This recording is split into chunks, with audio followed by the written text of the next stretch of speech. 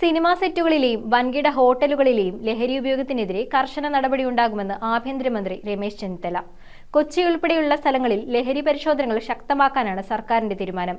ലഹരി വിരുദ്ധ പോരാട്ടത്തിൽ നിയമത്തിന് മുന്നിൽ സാധാരണക്കാരനെന്നോ സിനിമാ നടനെന്നോ ഉള്ള വ്യത്യാസമില്ലെന്ന് മന്ത്രി ശ്രീ മുഹമ്മദ് ഷിയാസ്.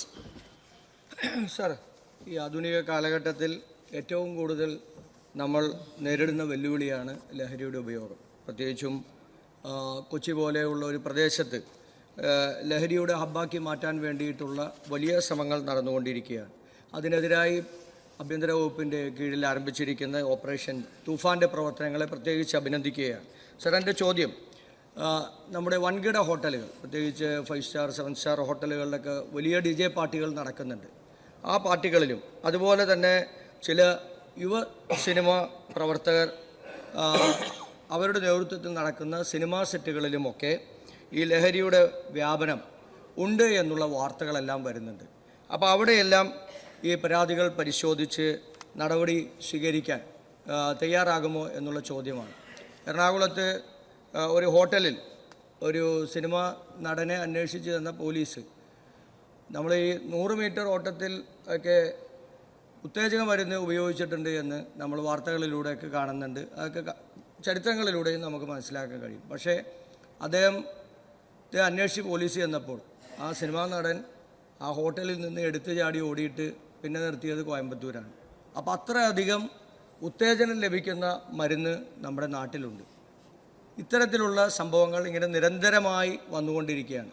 നിയമത്തിലെ അപാകതകൾ കൂടി ഇതിനകത്തുണ്ട് എന്നുള്ളതാണ് ആഭ്യന്തര വകുപ്പ് മന്ത്രിയുടെ മുമ്പത്തെ മറുപടിയിൽ നമുക്ക് കേൾക്കാൻ കഴിഞ്ഞത്. അപ്പോൾ അതുകൊണ്ട് കുറ്റവാളികളെ കർശനമായ ശിക്ഷ കൊടുക്കാൻ വേണ്ടിയിട്ടുള്ള നിയമപരമായിട്ടുള്ള നടപടികൾ അതുകൂടി അടിയന്തരമായി ഉണ്ടാകുമോ എന്നുള്ളതാണ് ചോദ്യം. ബഹുമാനപ്പെട്ട മന്ത്രി. സർ, മുഹമ്മദ് ഷിയാസിൻ്റെ ഈ ചോദ്യം വളരെ പ്രസക്തമാണ്. നമ്മൾ ഈ പദ്ധതി ആരംഭിക്കുന്നതിന് മുമ്പ് തന്നെ ഒരു വാണിംഗ് എല്ലാവർക്കും കൊടുത്തിരുന്നു. കേരള പോലീസ് സജീവമായി നിരോധിത പുകയില ഉൽപ്പന്നങ്ങളോ മയക്കുമരുന്നുകളോ വിൽക്കുകയോ ഉപയോഗിക്കുകയോ ചെയ്യുന്ന ആളുകൾ അത് ഉപേക്ഷിക്കണം, ശക്തമായ നടപടി ഉണ്ടാകുമെന്ന്.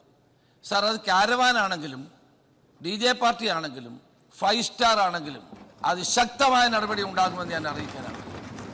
അതിലൊന്നും ഒരു വിട്ടുവീഴ്ചയുമില്ല. ആ സിനിമാ നടനാണോ സാധാരണക്കാരനാണോ എന്നുള്ളതല്ല പ്രശ്നം. നിയമം ലംഘിക്കുന്ന ആരാണെങ്കിലും അവർക്ക് എല്ലാവർക്കും ഒരുപോലെയുള്ള പരിഗണന മാത്രമേ ഉണ്ടാവുകയുള്ളൂ. ഷിയാസ് ചോദിച്ച ചോദ്യം, ആ ഹോട്ടലിൽ എനിക്കറിയാം, ആരാണെന്നും എനിക്കറിയാം, അതൊന്നും ഞാനിവിടെ പറയുന്നില്ല. അപ്പം നമുക്ക് സമൂഹത്തിലെ എല്ലാ വിഭാഗം ജനങ്ങളെയും, സർ, തുഫാൻ വാരിയറുടെ ആദ്യത്തെ തുഫാൻ വാരിയർ ആയത് പ്രശസ്ത സിനിമാ നടൻ ശ്രീ മോഹൻലാലാണ്. ഇപ്പം ധാരാളം പ്രമുഖരായ ആളുകൾ, എല്ലാവരുടെയും പേര് ഇവിടെ സമയമില്ലാത്തതുകൊണ്ട് ഞാൻ മുന്നോട്ട് വരുന്നുണ്ട്.